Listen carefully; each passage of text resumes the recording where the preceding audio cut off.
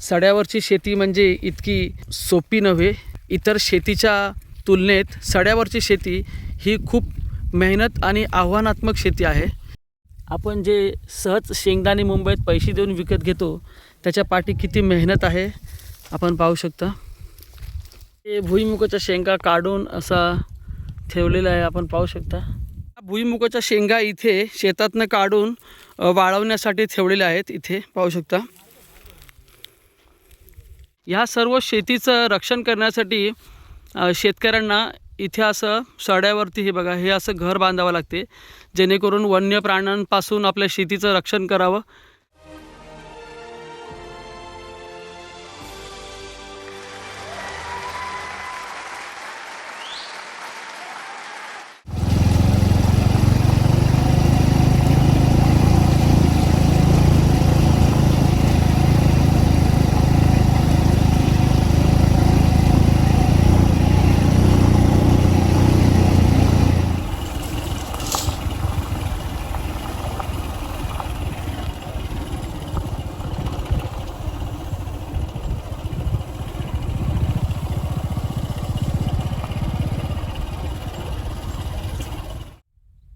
नमस्कार मित्रांनो, सफर समृद्ध कोकणची या यूट्यूब चॅनलमध्ये मी वसंत माळकर आपल्या सर्वांचे सहर्ष स्वागत करीत आहे. तर मित्र हो, मी आता आलो आहे किर्लोस गावच्या सड्यावरती. माझ्या पाठीमागे आपण पाहू शकता प्रचंड असा डोंगराळ प्रदेश इथे दिसत आहे. याला सडा असे म्हणतात. डोंगराच्या वरती टापूवरती मी आलेलो आहे आणि माझ्या आजच्या या व्हिडिओच्या माध्यमातून इथे भुईमुगाची शेती कशा प्रकारे केली जाते ती पाहणार आहात. चला तर व्हिडिओला सुरुवात करूया. आपण आता सड्यावरती आहोत. इथे प्रचंड दूरवर पसरलेला पूर्ण डोंगराळ भाग आहे आणि या भागामध्ये इथे भुईमुगाची शेती करतात या गावातले लोक. तर आपण तेच पाहणार आहोत की इथे या निर्जन अशा जागेवरती कशा प्रकारे शेती केली जाते, कोणत्या कोणत्या प्रकारची आव्हानं येतात आणि ती कशी दूर करून इथे शेती केली जाते हे आपण पाहणार आहोत. चला पुढे जाऊया. इथे तुम्हाला दिसतंय छोटंसं एक झोपडं बांधलेलं आहे. हाच एक आसरा आहे इथे काम करणाऱ्या लोकांसाठी. समोर एक झोपडा दिसतंय, पाहू शकता. उन्हामध्ये याचाच सहारा घेतला जातो बसण्यासाठी वगैरे. जे भुईमुग काढण्याचं काम चालू आहे.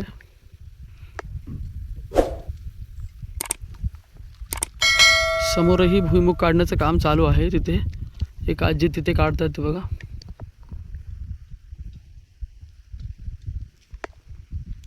अशा उन्हामध्ये भर दुपारी इथे येऊन भुईमुगाच्या शेंगा काढाव्या लागतात.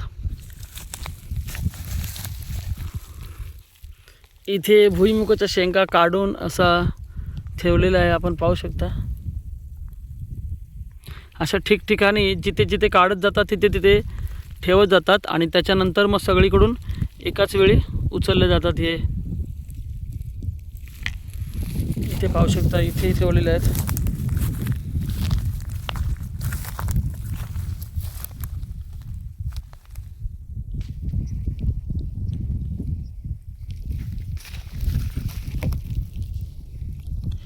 तिथे पुढे एक काकी भुईमुग काढतायत.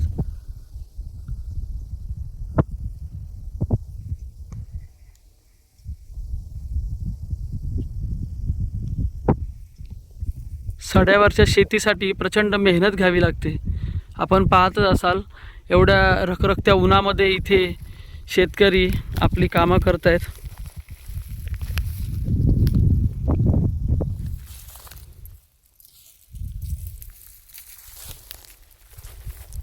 इथे हे काका आहेत, आपण यांनाच या शेतीविषयी विचारूया. काका, साधारण आपण ही शेती केव्हा चालू करतो भुईमुगाची? पाऊस पडल्यावर लावणी वगैरे लावून झाली की आपण हे पेरणी करतो. म्हणजे अच्छा, म्हणजे जे भात पेरणी, जो भाताची पेरणी करतो त्याच वेळेला? हां, भात पेरणी झाली की इथे सड्यावरती येता मग? हो, भात पेरणी झाली काय मग सड्यावर येऊन ह्या भुईमुगाच्या शेती? भुईमुगाची नांगरणी करायची आहे. नंतर मग 8-10 दिवस घालवायचे. नंतर मग भुईमुगाची हे करायची. अच्छा, ही भुईमुगाची जी आपण ही शेती करतो ती कशा प्रकारे करतो? म्हणजे थोडक्यात जसं आपण भाताला नांगरणी करतो तसंच नांगरणी करायची. नंतर मग असे तास असे मारायची नांगराने. अच्छा अच्छा. हां, आणि नांगराने तास मारल्याच्या नंतर मग दाणे वगैरे त्या तासात भुईमुगाचे घालायची.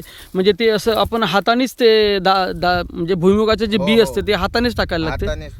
हाताने टाकायला लागते. अच्छा, त्याच्यासाठी मग हे असे लाईनीत हे केले आहेत हा, लाईनीत तास मारायची. हां, आणि मग लाईनीत मग ते दाणे अंतरावर असे घालत जायचे. अच्छा. आणि त्याच्यानंतर मग या म्हणजे ह्या भुईमुगाच्या रोपांसाठी म्हणजे खताची वगैरे कसे काय, मग फवारणी वगैरे कसं काय असतं? तास मारली ना नांगराने हां, की तास मारली की ती रक्का आणि ते सुपर फॉस्फेट हा, असं हा. मिक्स करून ते टाकत जायचं, पेरायचं असं अच्छा. तासात. अच्छा, आणि नंतर मग शेंगदाणे घालत जायचे. अच्छा. म्हणजे जेव्हा आपण हे बियाणं इथे पेरतो तेव्हाच, तेव्हाच आणि रोपं झाल्यानंतर काय वगैरे असं? नंतर मग फुलायला वगैरे ती रोपं लागली काय ना मग परत नांगर घालून ते भरणी करायची, त्याला भर द्यायची. अच्छा, म्हणजे ही अशी जी लाईनीत आपण बघतोय ही ही भर दिलेली आहे का? हा, ही भर दिलेली आहे. 2 साईडने असं नांगर घालून ते भर द्यायची. अच्छा. ही जी एवढी मेहनत करून इथे ही जी शेती करता, तर ती या शेतीमध्ये तुम्हाला म्हणजे समाधानकारकरित्या उत्पादन मिळते की नाही? समाधानकारक म्हणजे पावसाचं वगैरे व्यवस्थित नीटनेटका पडला काय आलं तर, आणि वनप्राणी असतात त्यांच्यापासून जर राखण वगैरे असं व्यवस्थित झाली काय आलं की हे होतं, नाहीतर मग नुकसानच आहे. अच्छा, अच्छा. हां, आपण पाहू शकता इथे म्हणजे सड्यावरची शेती ही साधी सोपी नाही. प्रचंड मेहनत आपल्याला या शेतीमध्ये घ्यावी लागते. जर पाऊस हा वेळेवर पडला, चांगल्यारीत्या पडला आणि वन्य प्राण्यांनी जर शेतमालाचं नुकसान नाही केलं तरच इथे आपल्याला समाधानकारकरित्या हे उत्पन्न मिळते. अन्यथा आपल्याला उत्पादनामध्ये प्रचंड अशा घट पाहायला मिळते आणि मग शेतकऱ्यांचं इथे प्रचंड प्रमाणात नुकसान होते. ज्या ज्या ठिकाणी रोप हा त्या त्या ठिकाणी तुम्ही खोदतास ना, ते कशाक म्हणा? पाऊस जास्त होता यंदा, हां, त्या कारणानं आम्हाला भुईमुग कुकळू मिळाला नाही. अच्छा, अच्छा. हां, आणि आता तर भुईमुग मेला था रोप, अच्छा, अच्छा. हां, त्याला खाण्याचं लागतं. हां, म्हणजे पाऊस जास्त असल्या कारणाने तुम्हाला इथे हां. यायला नाही भेटलं. अच्छा, शेंग खराब होते. अच्छा. जर पावसाळ्यामध्ये तुम्ही जर ही शेंग काढली असते तर खराब झाली असते. हा, खराब जाणार ती शेंग. अच्छा, मग तो पाऊस जायचं का तुमका वाट बघूची लागली? वेळेवरच जर हा पाऊस थांबला असता तर रोपटी ओली असतानाही आपण व्यवस्थितपणे काढली असती, परंतु पावसाळा यंदा शेवटपर्यंत होता, सप्टेंबर ऑक्टोबरपर्यंत. त्याच्यामुळे मग इथे सड्यावरती यांना यायला नाही भेटलं. बरोबर ना? हा, बरोबर. कारण काय शेंग खराब होणार, पाऊस पडला का सुकली नाही तर. अच्छा, पावसामध्ये जर आपण या शेंगा काढल्या असत्या तर त्या खराब झाल्या असत्या. पाहू शकता हे शेंगाचं रोपटं आपण पूर्णपणे सुकून गेलं आहे. त्याच्यामुळे मग पाऊस जाण्याची वाट बघावी लागली आणि त्यामुळे ही रोपं इथे सुकून गेलेली आहेत सर्व, आपण पाहू शकता. म्हणूनच ही रोपं पूर्णपणे खणून आपल्याला काढावी लागत आहेत. हे खणलेल्या ज्या भुईमुगाच्या शेंगा आहेत ह्या आपल्याला प्रत्येकी एक एक एक एक याच्यामधून निवडाव्या लागणार आहेत. म्हणजे किती मेहनत याच्यामध्ये वाढलेली आहे आपण पाहू शकता. जर ह्याच शेंगा आपण पावसाळा जाताच क्षणी काढल्या असत्या तर पूर्णपणे आपल्याला अख्ख्या शेंगा भेटल्या असत्या ना, रोपासहित. परंतु ही सर्व झाडं सुकल्यामुळे आता आपल्याला ही अशी खणून काढावी लागत आहेत. पाहू शकता त्याच्यामध्ये मेहनत खूप वाढली आणि त्या मानाने जर आपल्याला उत्पादन नाही भेटलं तर शेवटी आपलं नुकसान हे निश्चितच आहे. प्रचंड मेहनत इथे घ्यावी लागते आपल्याला. आपण जे सहज शेंगदाणे मुंबईत पैसे देऊन विकत घेतो त्याच्या पाठी किती मेहनत आहे आपण पाहू शकता. आपण पाहू शकता पूर्णपणे दूरवर हा डोंगर पसरलेला आहे आणि अशा कडक उन्हामध्ये आपल्याला इथे ह्या भुईमुगाच्या शेंगा काढाव्या लागत आहेत. याच्यावरून आपण विचार करू शकता की किती प्रचंड मेहनत घ्यावी लागते शेती करण्यासाठी. आणि रात्रीच्या वेळेस आपल्याला इथे राखण करायलाही यावं लागते. जर राखण करायला नाही आले तर जे वन्य प्राणी आहेत ते आपल्या या शेतीचं नुकसान करतील. त्यामुळे भुईमुग काढेपर्यंत आपल्याला इथे राखण करायला यावं लागते. रखरखत्या उन्हामध्ये इथे आपला बळीराजा हा मेहनत घेऊन त्यांच्या शेतामधून हे उत्पादन काढत आहे. सड्यावरची शेती म्हणजे इतकी सोपी नव्हे. इतर शेतीच्या तुलनेत सड्यावरची शेती ही खूप मेहनत आणि आव्हानात्मक शेती आहे, जिथे फायदा कमी व नुकसानच जास्त होण्याची दाट शक्यता असते. पूर्णपणे निसर्गावर अवलंबून असलेली ही सड्यावरची शेती करणं म्हणजे शेतकऱ्यासाठी एक आव्हानच आहे. वर्षभर या शेतीचं राखण करून रक्षण करून जर समाधानकारक जर रित्या पीक नाही मिळालं तर शेतकरी राजा हा हताश होतो. परंतु आपल्या कोकणातले शेतकरी हे प्रचंड असे मेहनती आणि आत्मविश्वासू असल्याकारणाने शेती होऊ अथवा नाही मनाने कधीच खचत नाही. प्रचंड मेहनत हे घेतच राहतात. आणि याचं जिवंत मूर्तिमंत उदाहरण म्हणजे या काकी आपण पाहू शकता. प्रचंड अशा उन्हामध्ये इथे भुईमुगाची शेती करताना किंवा भुईमुगाच्या या शेंगा गोळा करताना आपल्याला दिसत आहेत. या भुईमुगाच्या शेंगा इथे शेतातनं काढून वाळवण्यासाठी ठेवलेल्या आहेत. इथे पाहू शकता.